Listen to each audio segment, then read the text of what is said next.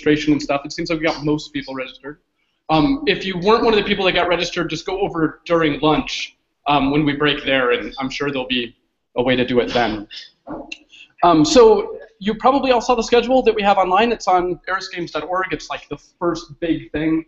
That's the schedule we'll be sticking pretty closely to today. And if you look at the main chunks of it, it's going to look a lot like we did it last year, which is a lot of time up front for people to share the things that they've been working on.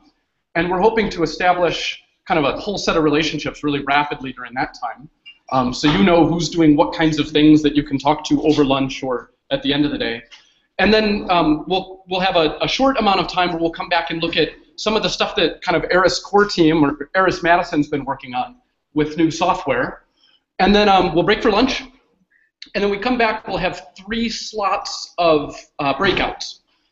If you're brand new to ARIS, which is a new thing for us to invite to the summit, we've got a meeting room upstairs where we'll be running a technical tutorial if you just really are just getting started and you've never done it before.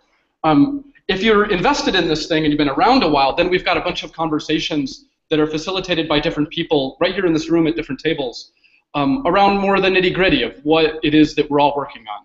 So you might have seen some topics like how to use ARIS in museums or how to facilitate learning through design processes. So we'll be kind of breaking people into groups that really are going to be kind of like special teams that are really thinking about those problems and want to have a high-level discussion about them. They'll be facilitated, not really taught. So we've got kind of an expert or someone that has a lot of experience with each topic leading those, but we're really hoping that this will be coming out of the community itself. Most of the people in this room, if they're not up at the 101, are going to be experienced people that have been doing this a while. And instead of us, trying to have some sort of message from the front, we're just going to facilitate conversation. Then at the end of the day at 4:30, we can go out to the Union Terrace deck, and there's a happy hour and some snacks, and hopefully conversations will continue out there and kind of launch those that are sticking around into the rest of the GLS. Usually that goes pretty late. So hopefully it'll be a really fun day for all of us. So I'm David Gagnon, and I am excited to see my little master's project continue to grow. It's been a really exciting year for ARIS, and I think a good place to start really is here. These are the amazing groups of people that have directly financially supported making the software happen in one way or another. Managing an open source project is no small thing, and neither I nor the other people on the team have done this before. So we are just so thankful to the organizations that have had either a way to give us a direct gift, like the New Learning Institute. Steve Brown out in San Francisco literally called me one day and said, "We think this is amazing what you're doing, and we just want to know if you need any money."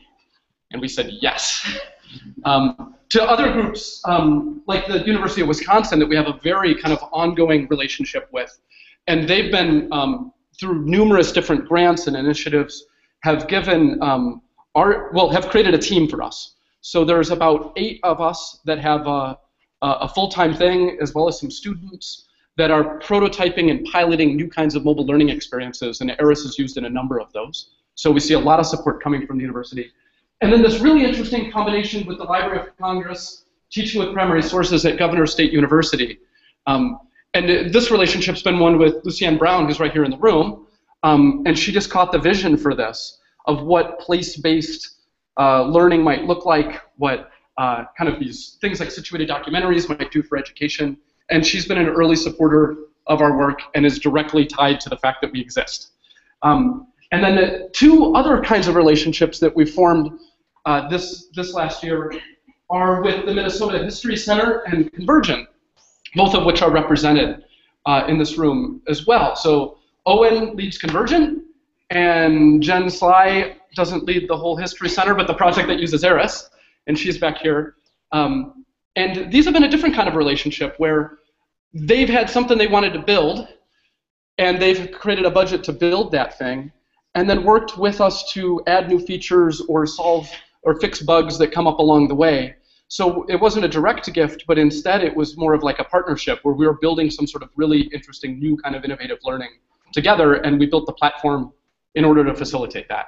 So thank you to these supporters. These have been amazing people who have, in total, it's been a couple $100,000 worth of gifts and collaborations that have been generated over the last 2 years. So thank you for the people here and just for our support.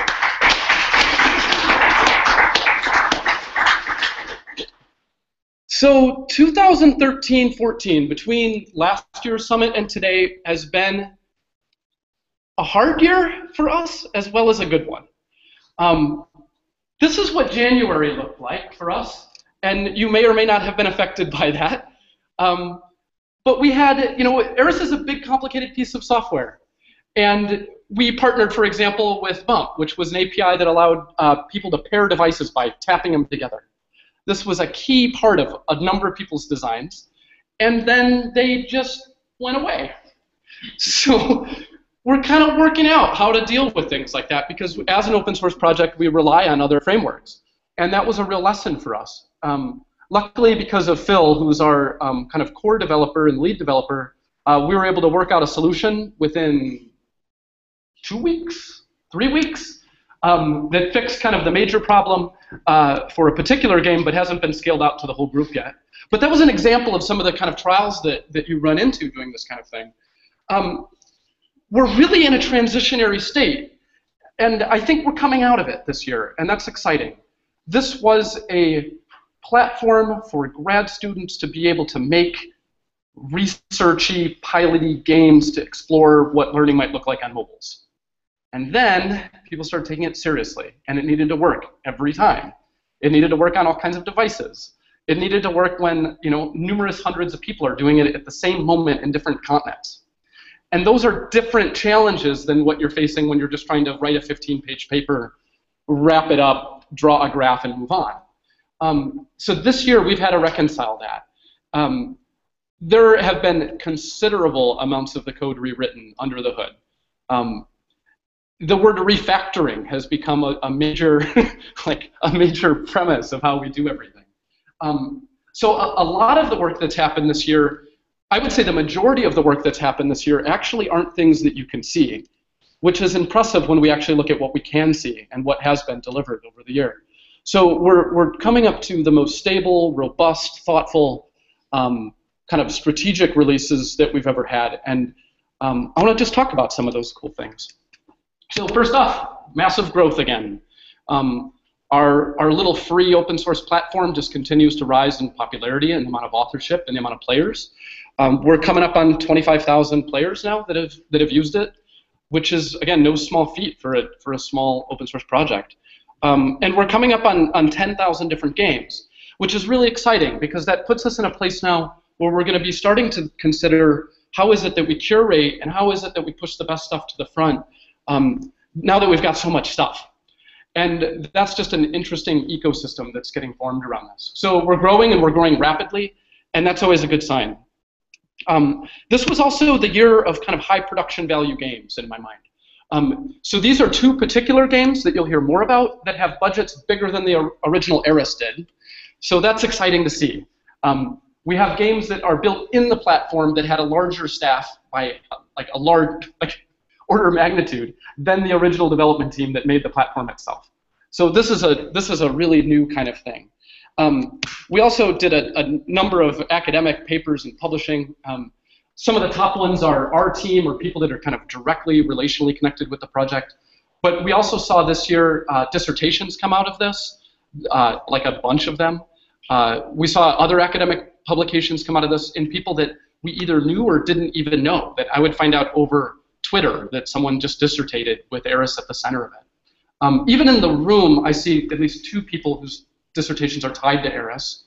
Can you guys raise your hands? Are there others that have directly tied their dissertation to this? Awesome.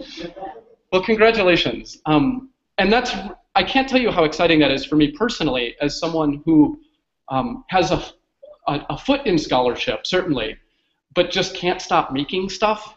It's exciting that we have people that we're partnering with that are bringing some real rigor and some real study to this, and I think that partnership will always be at the center of what ARIS is, that we're constantly informing our design through the most cutting-edge research that's happening in the field.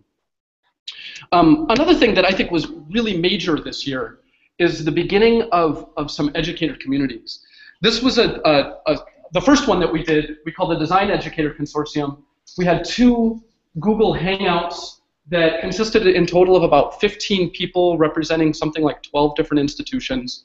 So these were groups of people that we were in some sort of relationship with via usually the Google group, or I mean some of the people I found out again with over Twitter.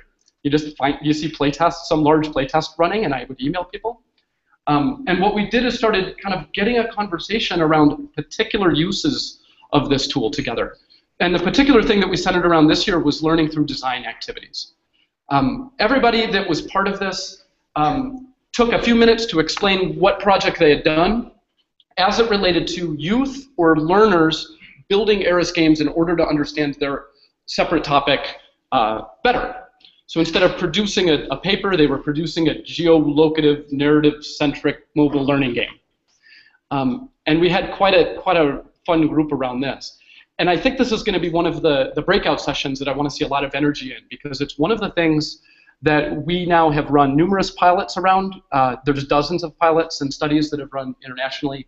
And I think we have some real experience to build some real practice on top of. And it's the kind of thing that I think we're ready now to scale out to kind of K-12 as well as informal practice globally.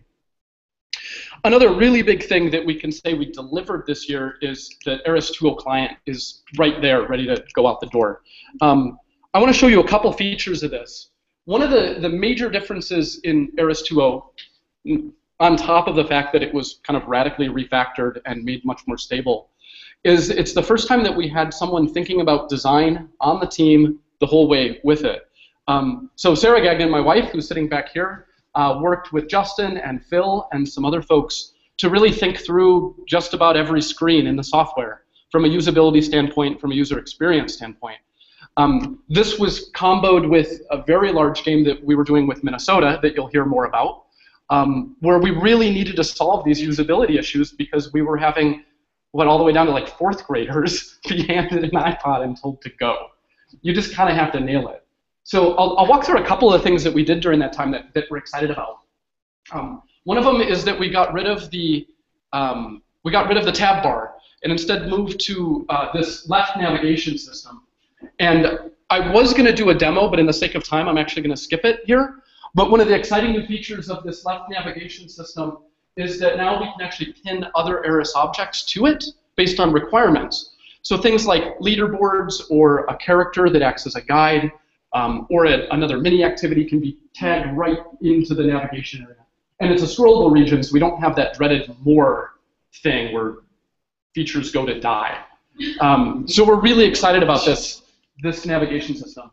Another thing is that we were able to really adopt the iOS 7 kind of flat look and feel that you can see here in characters and flags. And it was exciting from a usability standpoint, again, to think through things like, well, anybody that's ever played Dow Day, the opening screen of Dow Day has the continue button where you have to scroll to find it. So that's annoying. And it was really exciting to say that in the new ARIS, there's always an area for you to move forward or to make a choice glued to the bottom of the screen. So even if the text goes underneath it in a plaque or in a conversation, the bottom area, this bottom bar that says continue or the choices are always the actions that you can do. And that's kind of a general design theme that runs through the whole client. Another thing that we were able to get in here is a lot more JavaScript. So ARIS cannot do everything.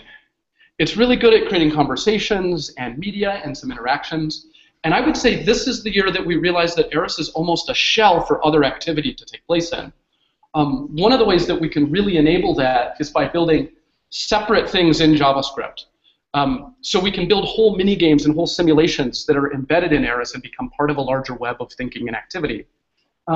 So for example, one of the neat little things that we're able to do, just a little hook, is here's an example from Minnesota where we can click the Begin Quest button and have a little command sent off the decoder that now puts a prompt on the decoder that tells you what you should go look for.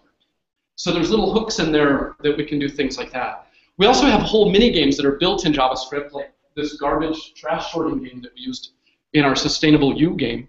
And we can embed those whole little mini activities right inside of ARIS and then wire them back into requirements and player attributes and all the stuff that kind of make ARIS think. So ARIS.js is a framework that we put out for people that are doing larger development. And this is a kind of stable, documented thing that we've used in a number of projects. And we're excited to see all kinds of new games and simulations built inside of ARIS. Quick sneak preview of something I'm personally excited about is that the Unity game engine is going to be publishing to JavaScript by the end of the year, which means we'll actually be able to embed Unity within ARIS if that shakes out the way it should. I'm really excited about that. And the other part that's coming up here is we're going to be exploring over the next couple months how to use tools like GameMaker and other drag and drop tools that can produce JavaScript that can be put inside of ARIS. So those are two kind of avenues of exploration that will be happening in the next couple months. We also completely refactored the map screen, solving a lot of usability issues. The first one is you can see around the different locations on the map, we have ranges. So we've actually flipped the visual. Instead of this is you, and this is where you might be, and a blue circle around you, now you're always a point, and this is the range you have to get into to interact with an object. No more nearby. We got rid of nearby. Nearby just never really functioned. We made it visual instead. So now you know you're nearby if your little dot is within one of those circles. If you touch on one of those objects and you are within range, then we can just hit the view button and we'll see it come up, and we can actually use those little triangles here to put other verbs around things. So we're excited about as we build out further with ARIS. We already have like a pickup for items and a view, but we could imagine other interactions we could have with objects, other verbs that would be displayed around it like that using triangles. And if you're out of range, instead of this totally mysterious click on it and a button that says cancel, or even worse, the button that says like quick travel or cancel, we just say like, you're out of range, walk 500 meters. So just some really basic stuff that really took an outside eye to be able to identify. Another piece of usability is quests did a pretty major overhaul as well. Quests are a fundamental way to communicate with your users about what they need to be doing and what their next goals are. But people just couldn't kind of get their hand around them. So a couple things. We've refactored the notifications around quests. We've added a new icon quest view so that you can see them stack up, Angry Bird style. And we finally have the ability, after 3 years of playtesting, that when you touch on a quest, something happens. So you click on it and you go to the quest details screen, which looks like this over on the right, where you can embed more media, increased instructions, and actually you can create an action button on the bottom that will link you to anywhere else in ARIS, like you saw demoed on that link to the decoder page. And then the last one that I'll show is the notebook also took a pretty major visual overhaul. We really wanted to simplify this thing. We overbuilt it the first time through, and everybody knows it. We tried to reinvent Evernote in ARIS, and we got it most of the way there, but it just created too big of a platform to support and too hard of a user interface for our users. So I would say there's still going to be some iteration on this one, but we started by just hacking and slashing out options that weren't necessary and just caused confusion.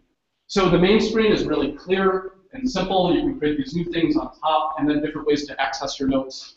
An actual note, when you create one, we got rid of all those options about sharing, about placing the location, and all that's handled at a game level now, so the user doesn't have to think about any of that stuff. We had so many people that were creating notes but not sharing them the proper way, and just generally being confused. And also kind of the click-through flow of this is really improved. So as you type something, it kind of prompts you to the next spot and leads you through a process of creating a note. And then the actual view of notes finally does some really basic things, like have the author and the date and previews of media in a way that are sensible right on that screen. So we're really excited about these major overhauls that we've done. In the sake of time, I am going to skip a demo. This version of ARIS is up on our beta site right now. We're really in the final phases of it. We're just kind of nailing out little last bugs and little last polish issues. I was planning on shipping it before GLS, but if there's a kind of in light of our whole learning how to like be stable here, we didn't want to push it too quick. We really want to get everything right before sending it out. Another piece of really exciting news for us is that we created a new platform. And this really came out almost accidentally. John Martin was working with some folks here at UW and said, well, what if we would build a really simplified version of the notebook that was designed to be a social media, social photography site? So we created this thing called Sifter. And you can play with it right now. It's at sifter.org. And it actually works on top of the ARIS server. It was a good experiment for us because it did 2 or 3 things for us. One of them is responsive web design, which means if you look at it on a desktop, it looks like this. If you look at it on a mobile, it just shrinks in halfway. And I'm looking over at Kevin right now because we really have to thank Kevin and Phil here for jumping on the team and having us kind of get into the JavaScript world. So they were able to bang this out. Kevin really took a lot of the load of the mobile client at the end. And something happened in this process that was kind of big. And that is, we realized that this genre of doing field research activities, where the mobile device isn't a way for an expert to deliver content, but it's a way for students to go out into the world and notice phenomenon that tie into the things they're learning back in a formal environment. This works. This is kind of a big deal. And we wrote a grant to our local, it's called Education Innovation Group, and they funded us based out of our pilots to author a completely new platform that we're going to be delivering a beta of in fall. So the field research platform is really going to handle all the things beyond story. And that's helped us focus on ARIS as well. So what we'll see in the next couple versions of ARIS is we're going to be focusing more and more on narrative, more and more on story, and more on playful activities. And we're going to see the notebook become kind of simpler and tighter and faster and more lightweight. And we're going to catch the citizen science, the citizen ethnography, and all of these field things in this other platform. And really be able to free up what ARIS's vision is and move it out to this. Our pilots locally, we did with the ornithology department and the biocore department, and we really found that there were kind of 2 things that this platform has to do. First off, the platform has to help people make identifications of the phenomenon they're seeing. You've probably seen plant key apps or bird identifying apps. In the same spirit of ARIS, we wanted anybody, not just programmers with budgets, to be able to create these kinds of identification apps. We piloted a plant, it's actually prairie grasses and flowers structure in the biocore program. And I've got a poster at GLS if you want to come look at this. But the short of it was, by putting that identification process onto an app, we were able to double the accuracy that someone was able to identify a plant and double the efficiency, how quickly they could identify a plant, than the field guide, which is used. That's the de facto standard for, Tom, you probably know, 200 years, since the beginning of taxonomy. So this was kind of a major find. So now that structure is something where anybody can enter their data into it and kick out one of these identification apps. The other side of it is we wanted a more robust field data collection platform. It needs to be JavaScript based, so it'll run dual platform. It needs to work offline. And it needs to have a more robust system of curation. So how can a data point go from, I swear I saw a crocodile, to there's evidence of that that's been reviewed by other players or curators within the game that now is becoming research-grade data. So how do we do that process? So we're gluing this identification app and this collection app into one platform, and just like ARIS, it'll have a web-based editor, so anybody can kick out one of these things. So this is exciting for us. This means that ARIS is going to have a sister. There's going to be ARIS for narrative, and then the unnamed field research platform will be the other side of this. Both really aim towards explorers that are doing new things with situated mobile learning, but don't want to have development teams have to put together to do this. And I'll be saving most of this to later, but one of the really exciting things that we have is the authoring tool version 2.0. This is a slide from last year, and we started here, and we've come a really long way with rebuilding the authoring tool. I'll be giving a longer demo of that right before lunch and after all of our things, and I'll be able to show you how progress of that is coming. And to put it mildly, it is exciting. It's really, really exciting the way this thing is shaping up. The same kind of attitude of just doing it right and thinking it through and just thinking about usability all the way through is exciting. The authoring tool we've had now, we obviously have not been maintaining because we're putting all of our energy into this new thing. And I can promise you it will be shipped September 1, because it has to be, because our last platform is going to stop working September 1. So we're going to have this thing out this year, which is really exciting. And I'll be showing you more about that. So that's kind of a sneak peek of some stuff that's going on in the ARIS world and some achievements that we've had this year.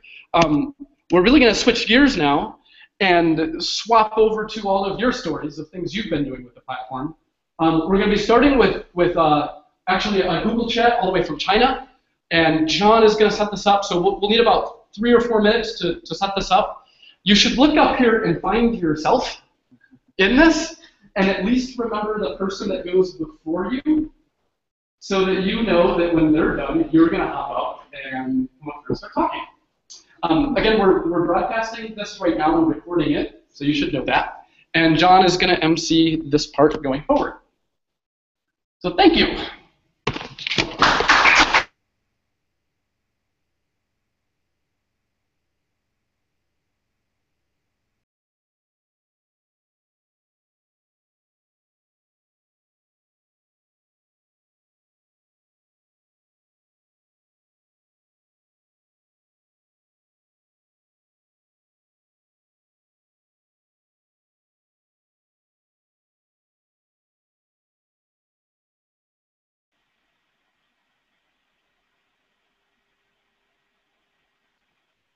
Field research, is that going to replace what's now Sifter, or is Sifter going to? Sifter's not part of it.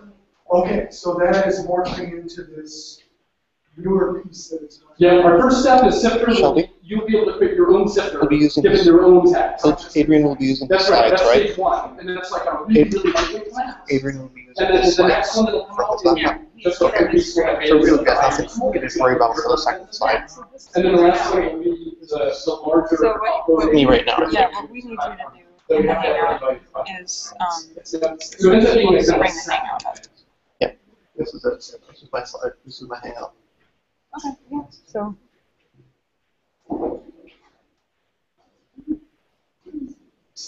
All right, so my name's John Martin, and it's awesome to see you guys all here. I'm the guy who wanted the field research platform to be called Field Applied Research Tool, but some people didn't like that acronym. So what happened to this It was our writer that noticed the problem.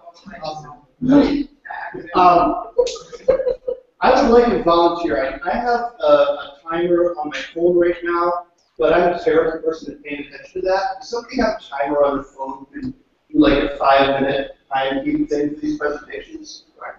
All right, we got one up here, Denise, but you're going to be presenting as well. Okay, you can hand it to Owen at that point.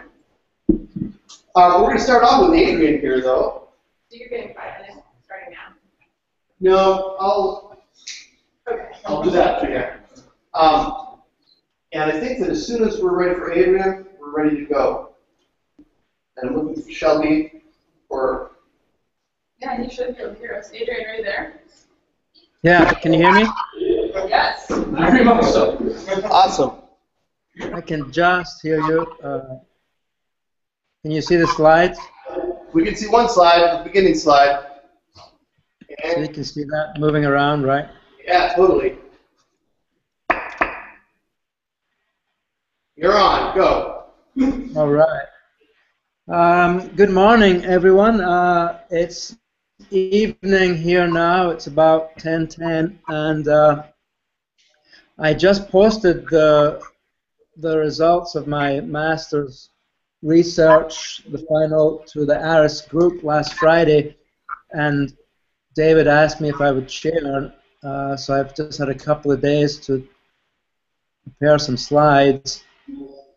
I started this master's project somewhere around the middle of last year, a Master's of Education and E-Learning at the University of Hull in England. And my current position is as a technologist at the Changchun American International School in Jilin Province, northeast China.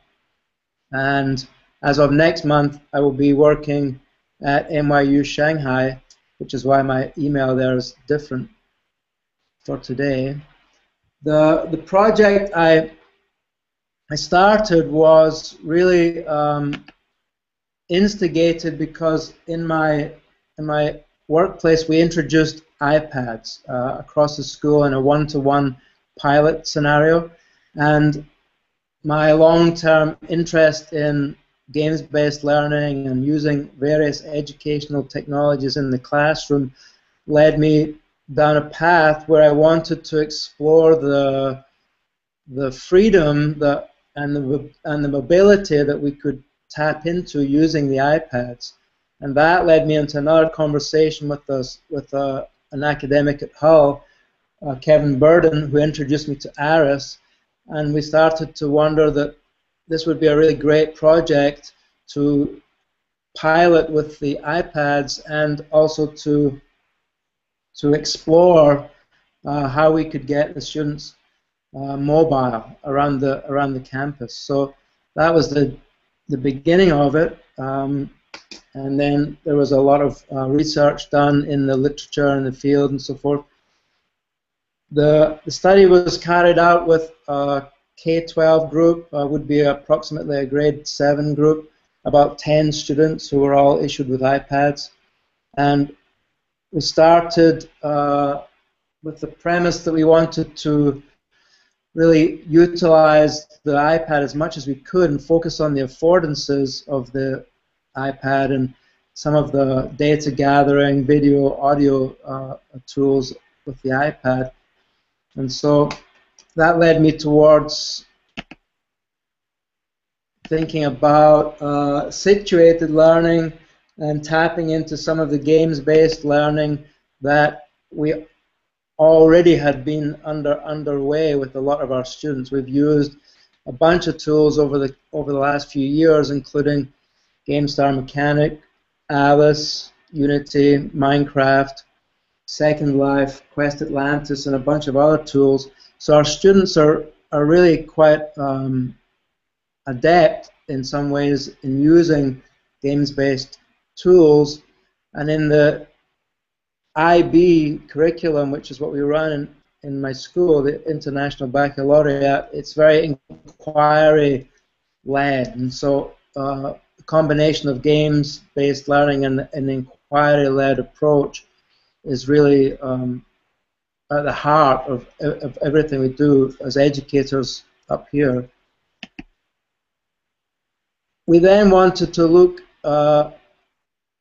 much more closely at the affordances. The study that I started was looking at the affordances of the iPad and how we could tap into that.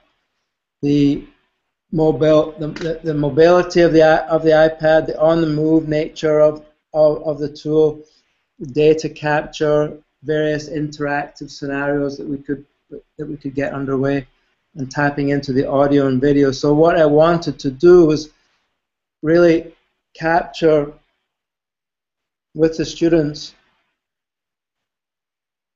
the affordances of the tool in and across the campus. That was the main aim, was to get them out of the classroom and gathering data on the move.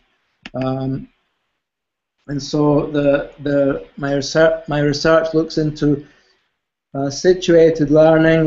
I wanted to explore how the students with the iPads could take part in a unit of inquiry which would involve them exploring around the campus, get them outside of the normal classroom environment, motivate them, and try and get them encouraged into self-directed pathways and self-directed learning, and potentially perhaps discover if there was any kind of apprenticeship model that we could also generate. So 2-minute warning, Adrian. Okay. And so I set forth in designing, using the ARIS tool, a set of a game, effectively, for them that would motivate them, involve a kind of an immersive narrative and a very engaging game. So we developed a game which was called Escape from Manchuria, which saw the setting of the school as a spacecraft. The unit that they would be studying was about technology in the built environment. And so we would first of all have them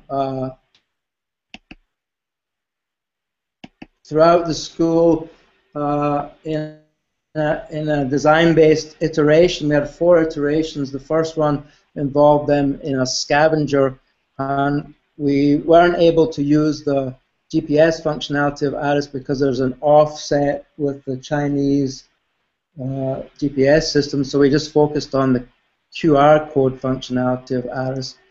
And through the design-based research approach of my study, we split into 4 iterations. The scavenger hunt was the first one, and then we moved into using virtual characters, then real-world characters that we would interact with other members of staff around the campus.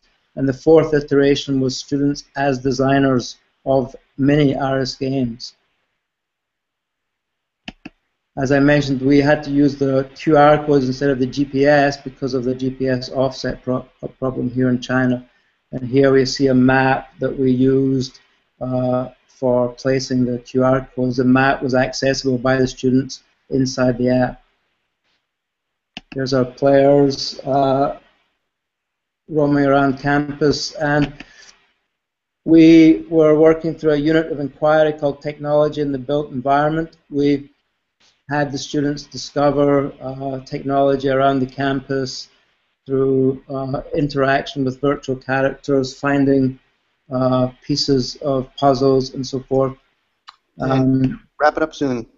Sure. The final piece was that the students were designers of mini ARIS games themselves. So that was the final iteration of the design-based research, and the findings were that we discovered a lot of capability for experimentation and mobility around the campus. We were able to meet the students on their own turf because they were very, of course, comfortable using games-based tools. And the final stages of my research was pointing towards the potential of creating a framework that could be potentially used by other game designers in a situated learning environment. And that's about it. Yeah. All right. Thank you very much, Adrian. Denise. Thank you, guys. Thanks. Denise, my timekeeper, told me that we actually have 7 minutes each because she did the math, which is fantastic. It's great when people do math. Speaking of math, Chris Holden, you have approximately 7 minutes. Okay. And you get to run your own slides here, okay? So yeah, I'm the one who told everyone we have 5 minutes, and I'm the only person in the room with a PhD in math, probably. So that tells you a little bit about how well I do things. Let me do screen sharing real quick here. Okay. So I'm Chris Holden. If you've been on the ARIS Google group or read a tutorial or any of our documentation, you've probably come across my stuff. Thank you, Chris. Back in 2009, I was kind of the only person crazy enough to use ARIS, and when I started using it, I just kind of ran with it, and the team was glad enough to let me start working with them and sort of join in all the fun in a lot of ways. At my home university in Albuquerque, the University of New Mexico, where I'm an assistant professor in the Honors College, I explore some of the spaces that are beginning to exist between place and learning, mobile and games. And when I go exploring, I try and bring everyone I can with me. So when Dave was talking about trying to enable the person out there who wants to make all this stuff without budget or programmers, I'm the one who's saying I'm never going to have a budget, I'm never going to have any programmers, I hope you have something for me and all of my friends. So I spend a lot of time trying to help my students, faculty at the university, anyone I can drag down to the street into this world that exists here and say, let's go exploring, let's make stuff, let's find out what it's all about. And there's a lot of interesting facets of this, but I think one that coordinates with both of those visions, sort of no programmers, no budget, and all these interesting things to do with games has to do with this idea that I think games are becoming not just something that exists as a vehicle of entertainment, but as a vernacular, something that all of us can use as a way to talk to each other about the important things in the world and make important things in the world. So I call all of these efforts together the Local Games Lab ABQ. And we don't, like I said, so no, we don't have an actual lab, but a bunch of people all together, a bunch of projects, a bunch of activity. I run workshops with faculty. I try any faculty that get excited enough to like come back the second time. I try and find ways to continue to support them by giving them devices that they can use with their students, coming into their classroom, helping their students learn how to make things, helping them with game design. I teach a couple of classes that I do a lot of game design in, and I have students do game design in. Local games in Albuquerque in particular, students learn about our city by doing mobile game design, and that's sort of a avenue of exploration that's really close to my heart. When I first started making mobile games back in 2006 with John Martin and Jim Matthews, who are also here with a different platform, I realized that I very quickly, making a science game for students in Milwaukee, let's say, learned a lot more about science, learned a lot more about Milwaukee than I'd ever learned about any of those things in my own hometown or in school. So this is an area where I saw a valuable learning opportunity that I could hopefully give to my students. I also spend a fair amount of time, or well, try to when I'm not trying to write things to get through the tenure process, blogging about these efforts. And participating in the Google groups so that maybe I can also act as an enabler and helper from afar. So if any of you do want to get in touch and start these explorations on your own and you're just starting today, hopefully you can see me as an ally in stepping forward on that. My time left, I just want to share a couple of the examples of the kinds of things me and other people in my group have been making. The game I was crazy enough to make back in 2009 is called Mentira. And it was run as part of classroom curriculum for Spanish classes. I made it with Julie Sykes. And the idea is a murder mystery, sort of historically based, that takes place in a local neighborhood. A great way to use Spanish and a great place to do Spanish there in Albuquerque, New Mexico. Getting that sort of activity into a scenario that feels like it matters and is authentic, both in terms of the creation of it, you actually want to solve the mystery, and where you're doing it. You know, so this is a place where Spanish is relevant, and it's not just a classroom. I mentioned the class local games in Albuquerque.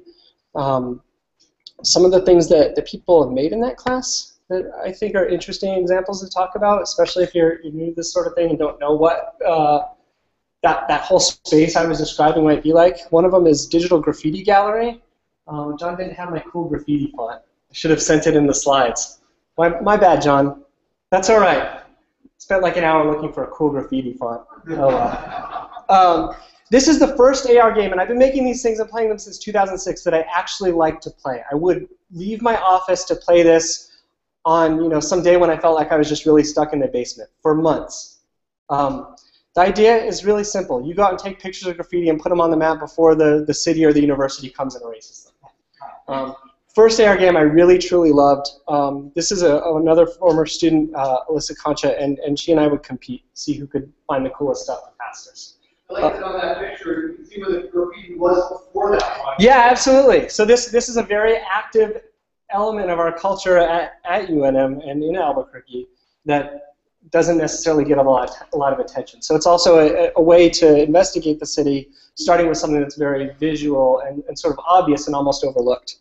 The other thing worth mentioning about that game is that it was made like in the last week of the semester by kind of a slacker student.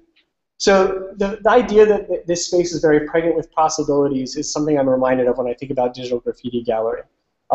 Certainly I have had a lot of dedicated students and faculty that have put in a lot of work and effort, but the hits are out there just waiting to be found, I think. Another one that I want to talk about briefly is UNM Self-Guided Tour. This is a really basic thing, not high concept. The tour that you get if you're a prospective student, the idea was to put it in ARIS. The thing that was cool about this is it was students who had taken the class with me and wanted to make something for someone that they actually might use. And so they set up an independent study and started approaching people on campus, and eventually found some people in marketing that said, sure, this sounds like a great idea, will you make it for us? And they did, and it works, and it's great. And then that person at marketing moved on to another job, and they forgot about it. So successes and failures. Art Beyond Question is another game about art. This may look like graffiti, but this is actually sanctioned murals. And this is a scavenger hunt that involves a lot of the sanctioned murals in downtown Albuquerque. the thing that's really cool about this game is the first student game that I know of that got 100 people to play it. That was kind of cool. Another project Earl Schenk talked about here last year, I believe, is Truch's project. The game is Los Duendes, and it's a ghost story that he built from ethnographic interviews from this small town in rural New Mexico that was connected with efforts to do economic development in that community. So another interesting independent study project and a fun game if you ever want to play it. It's based on spawning, and so you can play it wherever you are, but it'll involve about half an hour of walking around. A project that's important to talk about today because its author is here. This is John Amay's project. Game is Quest for the Cities of Gold. It's a game based at the Albuquerque Museum. They have an exhibit that she reinterpreted for young people. And you can talk to her more about it here today. But it's a really cool project that I won't steal the thunder from. Finally, in terms of thinking about rapid prototyping, rapid getting people into this field without any of the expertise or the skills or anything that you assume was necessary, there's this project called Visitas de la Colonia, and it's in Kathy McKnight's colonial literature class. And we got the students making games as part of their final project in this class after like 5 hours of planning. And without her knowing anything really about ARIS, just being willing to jump in because she's a veteran teacher and is comfortable with sort of the things that can go wrong in a situation like that. So there's a lot of fun things to do there. That's a small sample of the projects that we work on. I hope to meet those of you who I haven't met yet later in the day. Thanks so much.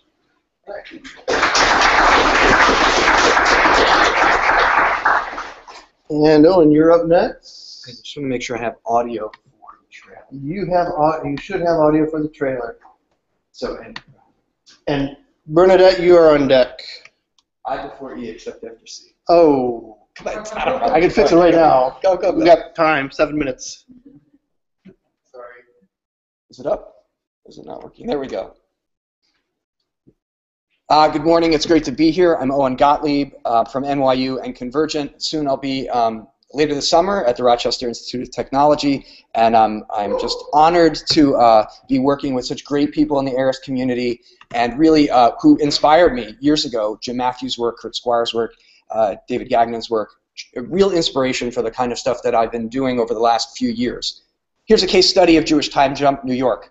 So what happens, this is a question I was asking myself, what happens if a 12-year-old girl who is standing on a spot in New York City discovers that 100 years earlier, a young woman, just a few years older than herself, actually led maybe 30,000 people out of the factories into a strike in what remains the largest women-led strike in U.S. history? Or what if a boy of the same age is playing beside her and comes to discover the story of how those women were beaten by starkers, or tough guys, who were hired by the workers and often supported by the corrupt Tammany police officers? Or if he discovers that, oh, I can meet Abraham Kahan, who was the editor and founder of the Jewish Daily Forward, a paper that exists to today and a really important part of Jewish American history.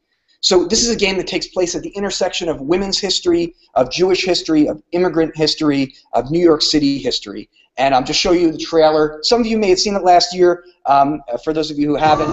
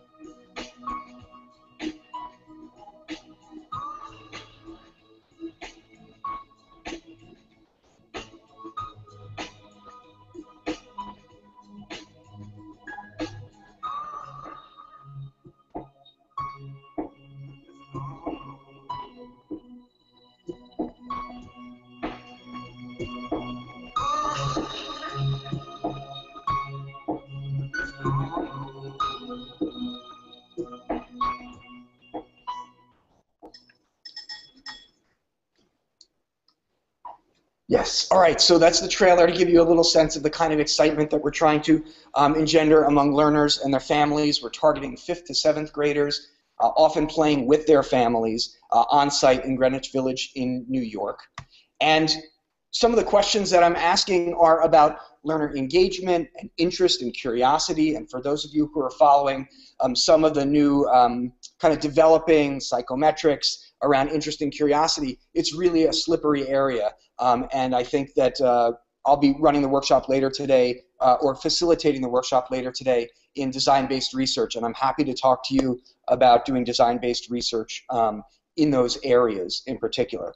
Also asking questions about civic engagement, right? What does it mean to do community organizing? And what does it mean to start thinking about what's in the null curriculum, what's not taught in social studies and history education, about issues about power structures and political elites aligning with business elites, right? And also multiple perspectivity. So how can you, for a moment, stand in the shoes of a woman who's been beaten because she's striking, and then for a moment stand in the shoes of a business owner who's actually asking difficult questions about how to compete in the marketplace. So those are all pieces of social studies education, of history ed that play into this as well. Can I get a quick time check?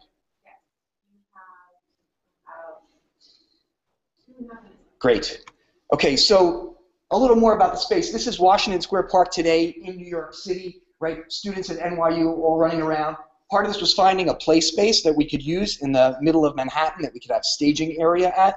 Again, like inspired by Dowdy here on campus at University of Wisconsin-Madison. But if you go back 100 years earlier, these are all light industry buildings in which people, immigrants, Jewish, Italian, Polish, Irish, are working in these factories creating garments. And students travel back in time to deliver a story to their editor of the fictitious, the Jewish Time Jump Gazette, right? So we use time travel to jump through the narrative space in 1909, later in 1911, and they meet their target. I'm calling them targets these days, but they meet their digital characters that they're interacting with, and we work with historical archival researchers to bring all of these characters to life with archival footage. And here we can see a parent and his son actually at the cornerstone of the Triangle Factory fire, a Triangle Shirtwaist Factory, which plays into the game as well. And kind of what's the interaction between parents and children is also part of this, right? What does it mean to have the whole family involved in the educational process? And because of ARIS, we're able to both do augmented reality, where we can bring photographs from 100 years earlier about that spot and try to root those places in their present and their past at the same time.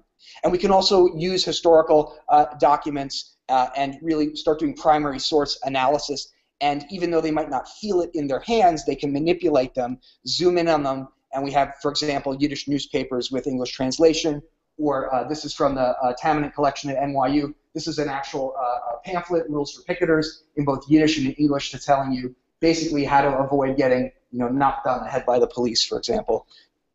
I'm going to move towards wrapping up. A couple of other pieces. These are the Starkers, the tough guys who players will encounter in what we call the gauntlet, where they actually are placed in the space of their health points, might actually get diminished because they may get mistaken for the wrong person at the wrong place at the wrong time while they're trying to report.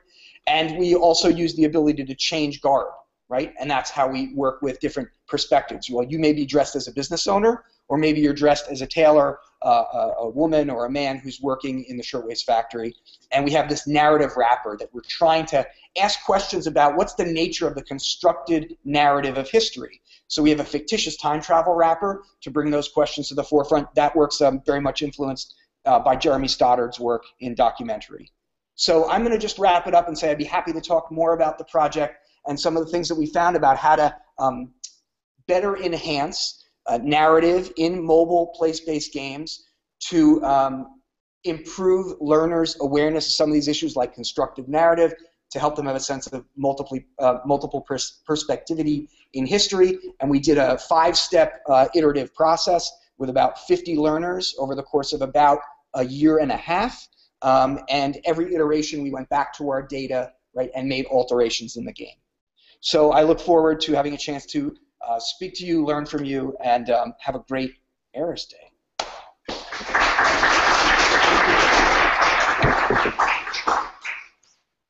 All right, Bernadette, you're next.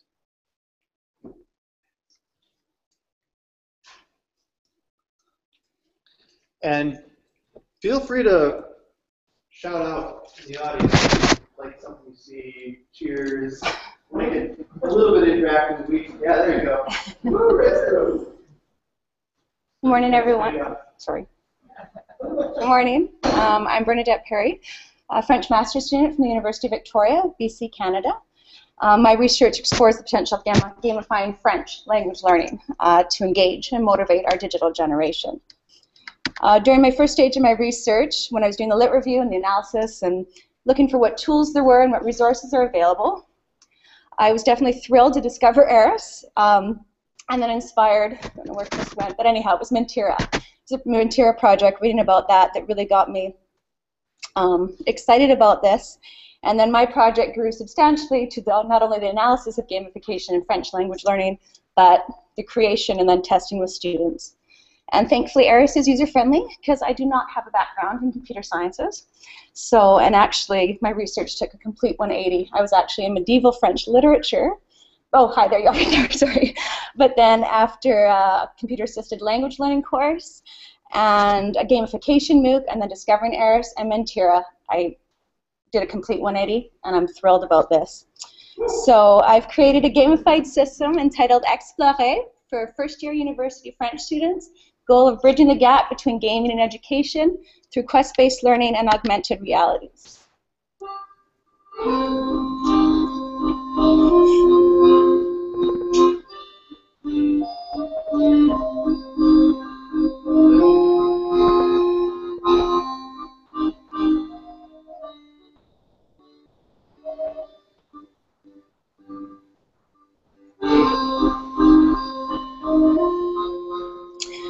So Explorer is a virtual narrative treasure hunt in which the player is hired as a personal assistant to a francophone celebrity. At different locations on campus, the players interact with characters and they give them quests with clues or options to further the storyline. And these interactions take place in the form of written text or audio and video recordings in order to encourage students to develop language skills, both written and oral. So excited about ARIS as far as allowing us to provide a contextual and immersive learning experience for the students.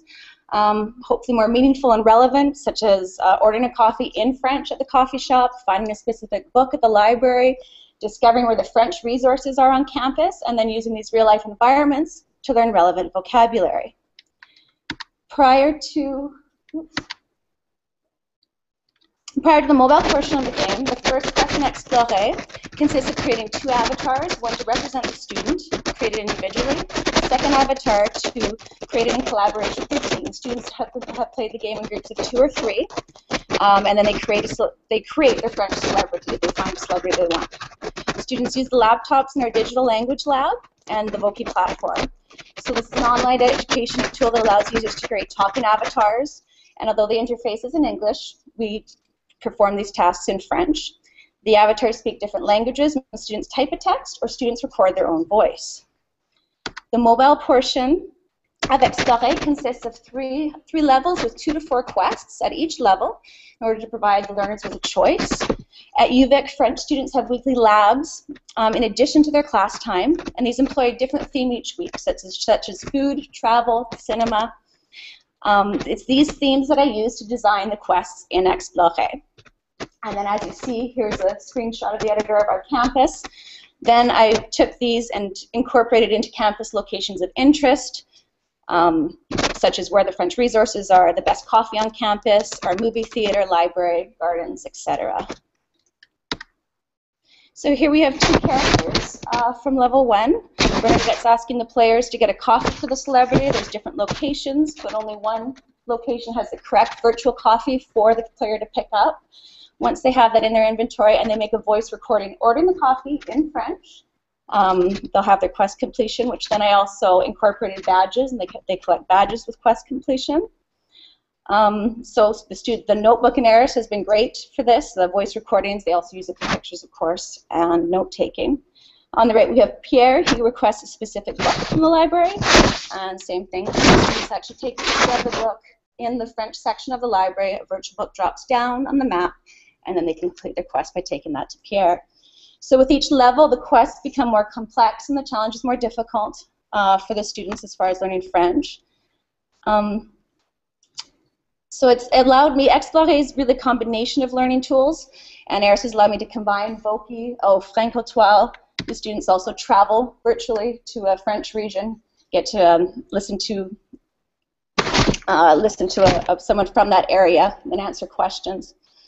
So I've added all this Voki, Franc-Étoile music videos, movie trailers in French, all into an augmented reality game for the students. So in March, we had our first iteration of playtesting with students, and their feedback and data is going to be used for regarding improvements, as well as a case study for my master's thesis on the analysis of their interactions with the system and each other. Thank you.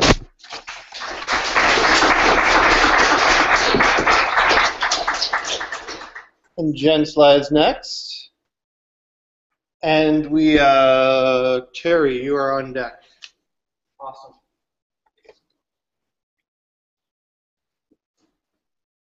Hi, I'm Jennifer Sly. I'm with the Minnesota Historical Society, and it's great to be here, and I just love this community so much. Just wanted to get that out there. We have an ARIS-based game at our museum at the Minnesota History Center in St. Paul, and we serve about 30,000 students a year on field trips, so we thought this would be a great intersection for us to try to do a few things. We also had an opportunity where we launched about a year ago a brand new exhibit, the first time we've ever designed an exhibit for kids called Then Now Wow, and we thought this is a great opportunity to think about the needs of 21st century learners, digital natives. Let's try to add the 4 C's to this exhibit: the critical thinking and problem solving, creativity, collaboration, and communication. So we came up with Play the Past, which is our mobile game for kids on field trips, 4th through 6th graders. We provide devices for them. I'm not going to play the long descriptive video we have, but I do have some cards for you, and also for those online, don't you forget about you. If you go to mnhs.org/playthepast, we've got the video on there. We're going to actually add a few more videos too. So I wanted to talk about, we've been working on this, I think we presented the last 2 years, and we were just user testing. We actually hadn't even launched yet. So we officially launched January 24th of this year. It was very exciting. Couple of the things we had to figure out, we have 120 devices. We wanted to serve 30 kids every half hour, and we wanted kids to be logged into a unique, secure account with their photo and their first name, and playing the game within, we said 5 minutes, but we've gotten it down to 30. So it's kind of amazing that with the help of the ARIS team, we added a few new things to the ARIS tool package. One of them would be creating a unique account with a QR code. So you can see behind our Orienter is a QR code. When kids scan that, generates a brand new account, and they can create that. So that's available for anyone to use. We also have museum mode, which does not allow people to log out of the game. So these are some of the things that we were working on to make sure that the logistics worked. We user tested with about 3,000 students, so we found a lot of bugs, and we got rid of a lot of bugs. We don't have any bugs anymore. No more bugs, right?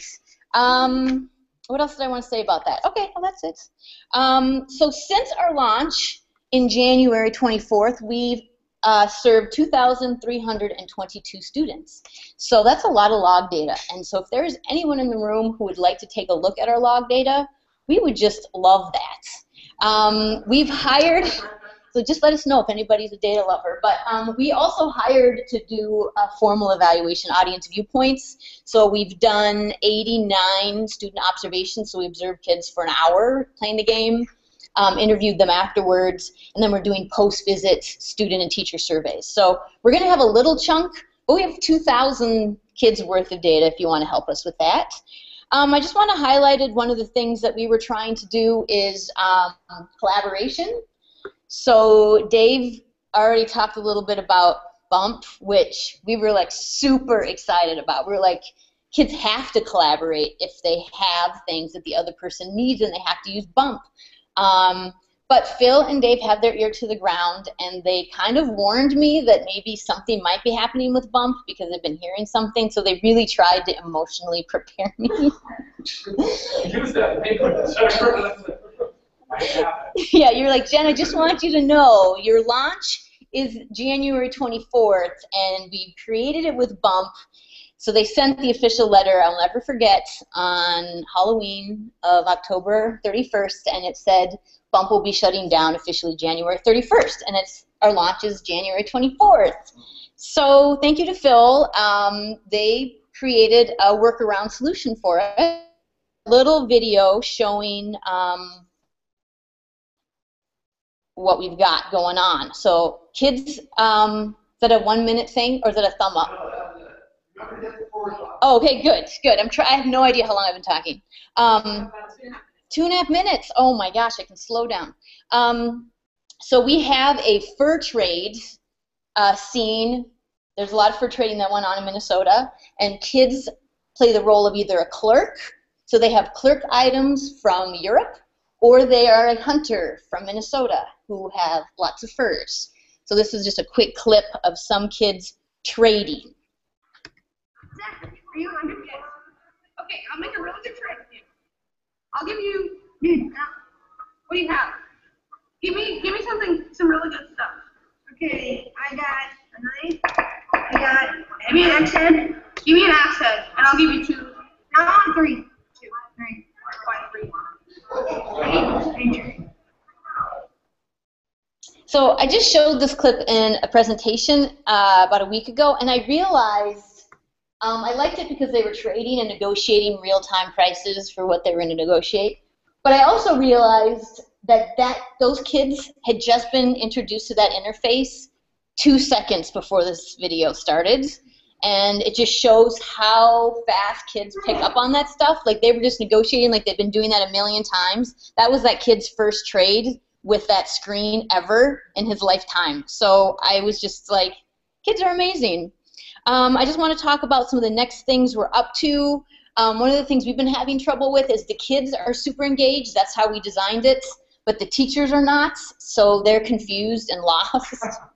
And they're the ones who buy the field trip. So we do things like hang these cards around their neck, and they can give rewards to kids, but they still can't follow along fast enough.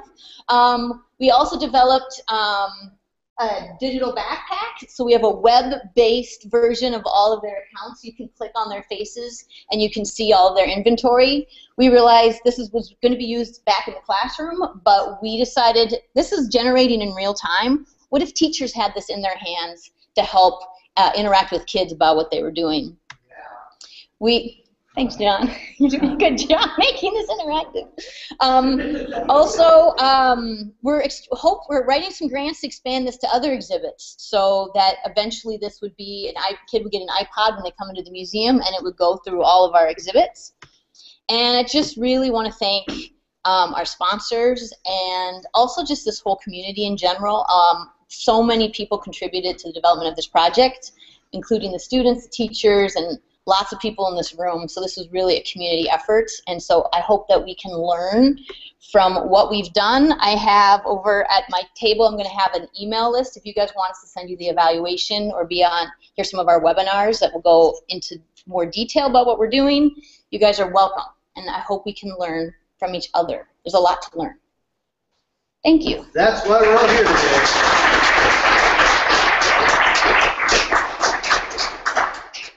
All right, Terry's next. Go for it. Okay, so mine's a little bit different because I'm actually not going to be using real-time nor real space. I'm working with college students, and one of the things that I work with a French teacher, but I teach a lot of history classes, and I found that my students don't really engage very well with history because what they like are stories and they like the narrative arc where things happen. And they get to be heroes, and unfortunately history doesn't really work that way, and when you're in history you don't really realize exactly what's going on. So I'm dealing with a very complicated time period, Paris from 1939 to 1947, and my students, their reaction is always simple: I would be a resistant, which is, I think, wonderful and laudable, but it's not probably terribly realistic, and it's really an effort to simplify, close that off, wipe their hands, and be gone with it. And I really want them to think more about what's going on. Doing it in French is really good because that's what I teach, but also to really engage that ethical development and that knowledge and understanding of history, and also just engage them in reading and in historical practices. So real quick overview in case you're not familiar with this time period. There's 3 governments in France. There's the Nazi-occupied part, which is the yellow part on top. There is Vichy France, which up through 1942 had some semi-independence. It was a collaborative government with the Nazi regime. And then there's de Gaulle and the Free French forces in England or other former French colonies. Daily life in France is very, very difficult during this time period, and I'm looking specifically at Paris. I teach in a university in San Bernardino, California. Students are mostly first generation. Some of them have never been on a plane. If they've traveled, maybe they've traveled internationally to like Tijuana. They very, very locally based. So something about using ARIS and using the space of the map, in their minds they're going places. So I have them going to Paris and exploring Paris and looking at things in terms of daily life, in terms of what's going on. And this time period is going to cover 1939 through 1947. It's going to take me 10 years to get it all done. I've just finished pilot testing one of the chapters. I'll show you some different pieces of it. So each chapter has different kinds of quests, local quests for quests for what they need to accomplish, but also sort of that over-engaging process, trying to get them to interact with what they're finding, using the notebook a lot to say, this is what I did, these are the choices I made, and somewhere along the line, what I'd like to do is actually generate a bibliography based on the choices that the students make that point them to films, novels, historical resources for what real people did and what happened to them. Skip here. Let me show you a couple of examples. So here's one of the maps. This chapter is on rationing. And this one says, you can see the sign says this is a Jewish enterprise, and it says it's the baker, and he says, you know, how much bread would you like? You say how much bread, and you pick it up and you leave. Seems like a simple enough task. There's a lot of stuff going on for the students here. One is understanding grams, another is understanding the conversation, but also noticing perhaps the plaque. Now here's another bakery. You go and you say, oh, I'd like some bread, and you can see here that there's chocolate. There's also a nice little cake, and if you click on that, it says, no, you can't have it. This is a day without, which was a term that meant that certain days you weren't allowed to buy certain kinds of things. They did ask for, I think that was chocolate, and picked up some chocolate. Again, very simple interactions, so linguistically this is very doable for my students. They're mostly upper division, so they're intermediate level. Oh, sorry, I don't know how to pause it. But what they're doing is they're interacting at a simple level, but there's some really important things that are happening. Here in this last little piece it said, he said something about chocolate, and they said, oh, well, the price went up. And he said, well, you know all those krauts, with them around, they're buying up all the good things, and you can't get it. The language, no, nice word to use, but that's the language that they're going to hear in all the movies, they're going to see in all the books. And the idea is to put them into this. Now, they also are managing their coupons, and I just ran a pilot test of this. And the students had all their little ration coupons, and they were very specific because for them that was the game, was picking up the ration coupons, going and buying enough food, and making enough things for a Christmas dinner. Whereas actually what's going on is they're managing this other information, like, oh, this guy had some chocolate and I picked it up. Now if you go to then the bakery, or the butcher shop, oops, sorry, backwards. 2 minutes left. Thank you. If you go to the butcher shop, and just skip that one, what happens is he says, oh, he doesn't have anything to eat, and he can't even have enough stuff to get his wife a Christmas present, and he would love to have some chocolates. Well, then if you go back to the bakery and you buy the chocolates, you give him the chocolates, all of a sudden you get a nice little piece of roast beef. This is very common in the time period because you have the black market and you have système D, which how do you get around the rules of what's going on? Very, very a strong black market in Paris during that time. And then this last little clip I'll show you. This is one showing every day they have to go and pick up the newspaper, or they have to watch the radio or listen to the radio. So if you go to the newspaper, this is actually going to link them to the newspaper from that very day. So it links to the website in Paris for the National Library. They can pick up the newspaper from that day. For the radio, you can choose to listen to the BBC, but then you lose security points, safety points, and your score goes down. You can eventually go into prison depending on your score. But I've done a lot of broadcasts actually from the BBC for those specific dates and times. And if you listen to the French radio, then what you get is there's some nice little YouTube videos out there with actually music from the time period. So you would get the radio announcement or the list of what's playing that day. The idea is to get students every day. They go then to their journal. They say, what did they find out in the news? What did they do? They're starting to write and to audio tape some of their experiences so that they can write their own narrative as a character during the time. I'm right on? Okay. Thank you.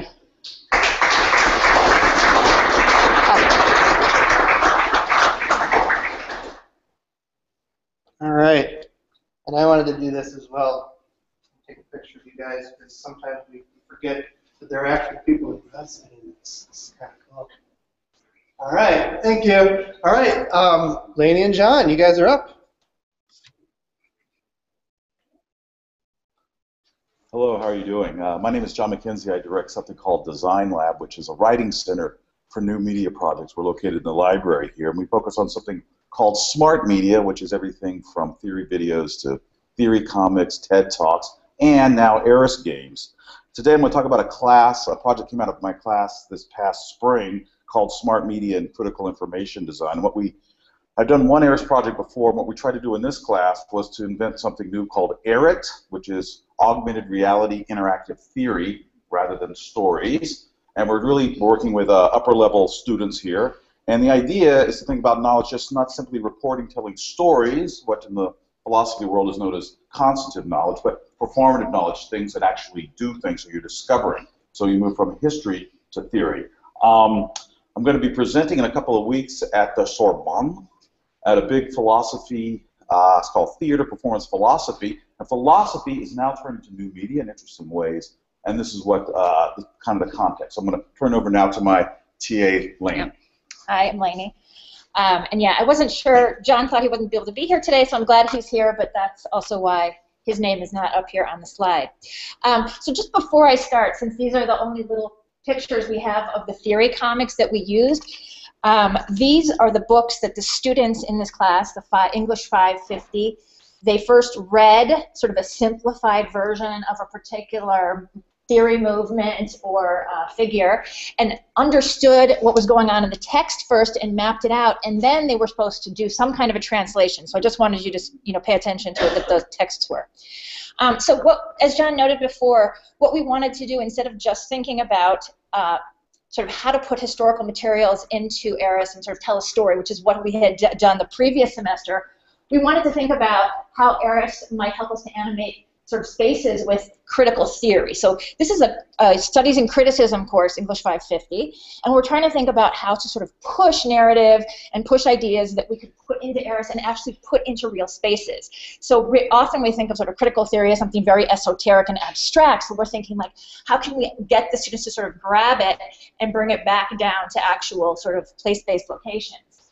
The other sort of thing that we were thinking about, and we have this sort of very romantic image. This is sort of tongue-in-cheek in some sense because ARIS is very much not like this image. But how about we create this sort of experimental utopian university where students are collaborators and creators of their own education? So we wanted them to think about sort of the university as this place that could be a utopia but ultimately kind of hadn't fulfilled its role as a utopia, and how they might rethink the spaces of the university here at UW-Madison in order to sort of, make a tiny step in that direction. So again, thinking about the university as a place of production rather just than consumption, right? Thinking about how much money they're going to make when they leave, or it's sort of an university as a place of exchange, which is again production. Sort of, we get an education, we go out and get a salary. Okay. Yeah, and jump in, John, anytime you feel like you want to. So I just want to give you an idea of what the assignment itself was. So each group got one of these comic theory texts, and they spent about a week or two thinking about the way that the text maps out a theory. They could have chosen a part of the theory or one little part of, like say Foucault's panopticon, and how they wanted to translate that into ARIS. And then they were asked to do either one or two up there. So they could either translate the actual sort of look and feel of the book and the information architecture of the book, sort of, right, the chronology of the book into the game. And we had one group do that, and the other, what was it, 4 groups? Other 4 groups did number 2, which is actually take the theory and sort of creatively apply it into ARIS, and most of them, I think all but one, applied it into the spaces of the university. This was, I think, a 6-week project. The deliverables there were 5 deliverables, 5 things that they had to actually produce. So the live ARIS game, or we called it the ARIT prototype, 3-minute video documentation. I'm going to show you a little clip of one of those in a minute. A website for their firm. They were creating these kind of university-based, resistant firms. We called them intimate bureaucracies. And a live presentation in front of the class, 10 minutes. Okay. And so one thing I just want to give background in terms of the way that we situated the second project is that the class was also, it set up a much larger framework for design thinking. So John had them reading all kinds of things about information architecture, museum spaces. They created games and talked little simple games out of materials, came in and tested them and talked about how interface works and difficulties that students had in sort of working with those interfaces and why that is. And so that was a large part of the course already in the first half. I should say I worked as an information architect in New York in the 90s, so beyond reading was actually trying to design things as well. So. Yeah. So this next slide is just a little piece of one of the deliverables that we got from our Feminists for the Future team. And they read a very sort of simplified version of feminist history, mostly in the United States. And one of the things that we really liked about the website that they created and some of the ideas is that it sort of generated all of these creative terms and ideas out of just sort of this very simple book. So it actually added sort of layers of complexity to their website, and then the ideas that they actually brought to their game. Okay, thank you. Their game, I think I'm going to have to skip over that, but basically they had to go around to spaces in the university that were associated with feminist movements in the 60s and 70s, and they had to gather objects and bring them back to someone, a congresswoman, in order to build a gender museum. Okay. And I'm just going to show you a very short clip of another group's video about their game. Theirs was called Pomo's Adventures, and their theory was postmodernism. Early on, you'll be told that the man's name is Pomo. As your search gets underway, you'll learn what Pomo is all about.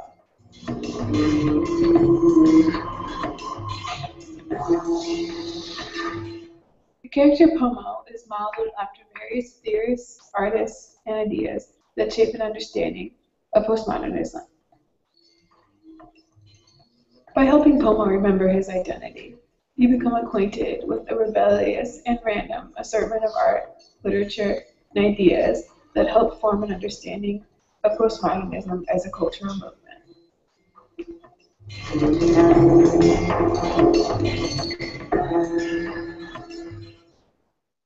The game encourages users to forge their own path, experience, and interpretation of various postmodern encounters.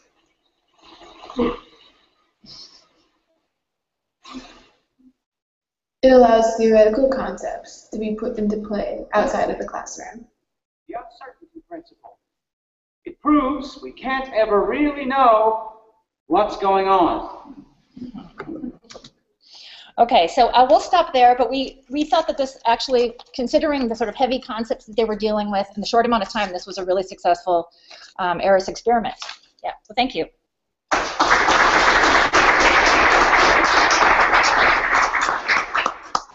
All right, and our last person before the break is David Gagnon again, who's all ready to go. And then we'll have a short break, get you guys up and exercising, come back for more, I think. And if you've registered, we have one of these for you this time. So I'll put some up here as soon as I'm done. We'll take a break for half an hour. So I'm going to cheat. We have Shelby Copeland up here who has been running the video and the live stream and does all of our video production. So thank you, Shelby, for doing my next job really well, because we're just going to get to play a video that she made.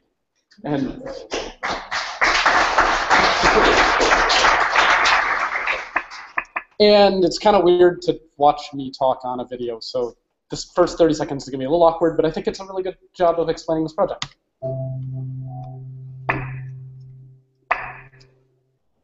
In the previous semester, the Mobile Learning Incubator piloted a bunch of field research activities and really demonstrated that having a mobile device in the field acting as a camera or a data collection device was really beneficial for learning. In this pilot, we wanted to find out what would happen if we added gaming elements to a field research activity. Specifically, we added a leaderboard and we added a system of quests that would guide the player into making certain kinds of observations and then giving them feedback if they've done those things correctly. We wanted to find out, would this make the players more likely to participate? Would it get them participating in times that weren't directly tied to their grade? Or could we get them to start functioning as teams? And all of these things were explored through this pilot.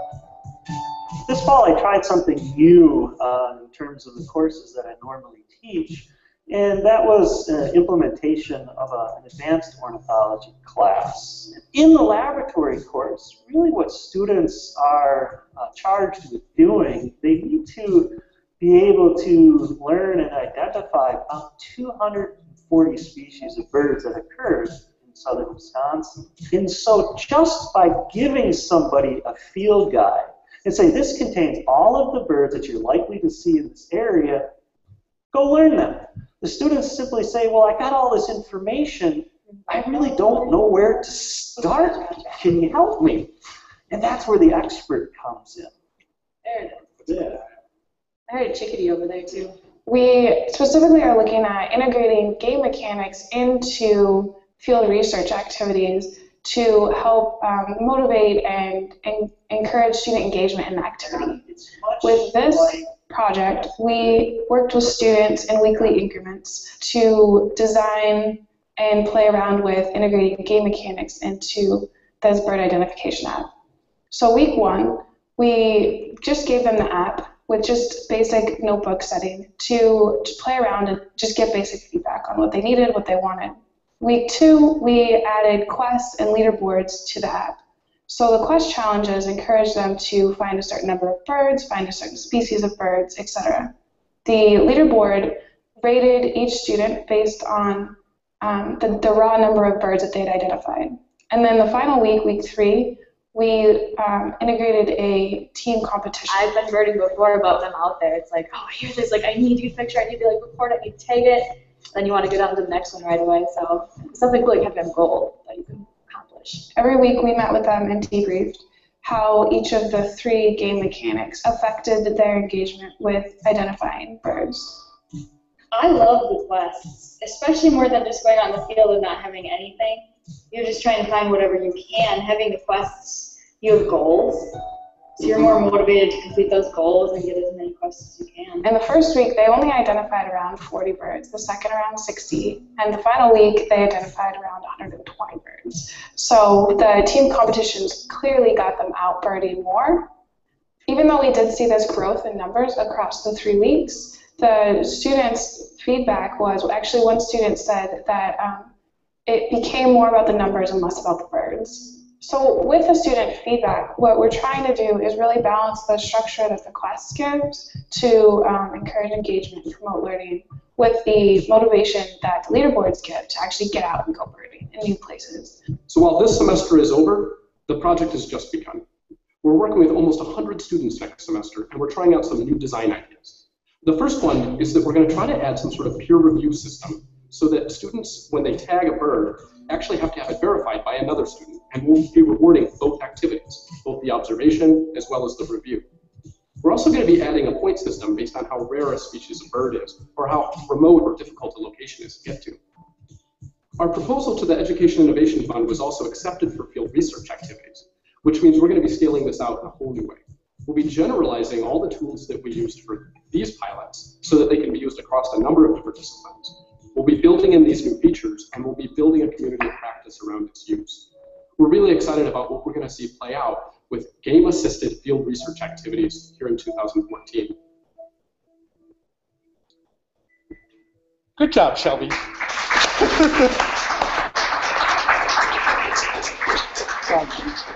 So one quick note on that. This story actually ends on a little bit of bad news. So we did have 100 students, and we did try to do pilot number 2. And we ran into a really interesting kind of mismatch of things with our TAs and with communication with our faculty partner, Mark here. So we had everything set up. We built the whole system out. We had this peer review system that the TAs could look at the data as it was coming in and check whether it was correctly identified or not, and that fed into the leaderboard. And the whole thing looked really great. And then here's what happened. We had a culture of going out and doing these observations together every morning at 7 a.m. to 8 a.m. And the students have done this for 15 years. And there was a strict no cell phone allowed policy during their lab section. So for the first 3 weeks of class, the students were told by their TAs they weren't allowed to bring cell phones because cell phones, you can imagine you're out in the woods and people are texting instead. So it took us almost a month to figure out what was going on and correct for that, and the pilot ended up falling apart because of this existing thing. So even though we had over 100 people kind of ready to go, we built the technology and then the pilot totally flopped. So it was an interesting thing again to realize that we are fighting a bit of an uphill battle around what is the use of mobile technology in learning. And these kinds of things are very practical, reasonable, and it's part of our work as well to think about culture change and think about how to use these things in educational environments. So I'll actually end on that kind of complicated little thing. Let's take a half an hour break here. I think everybody could use it. There is a very sunny, beautiful place right outside of this building. And then I'll set out some t-shirts. So we've got like 15 or 10 small and 15 or something large and a lot of mediums. So I'll just set them out in 3 different piles. And feel free to grab one again if you register. And if you want to go see more stories like that, more videos like that, mobile.risk.edu, and then the Teachers Learning tab, Shelly's put together a whole bunch of these videos for all different projects. So thank you all for participating this morning. We'll see you in half an hour. What time is it? 10:45. We'll be back. In 29 minutes. Better go fast.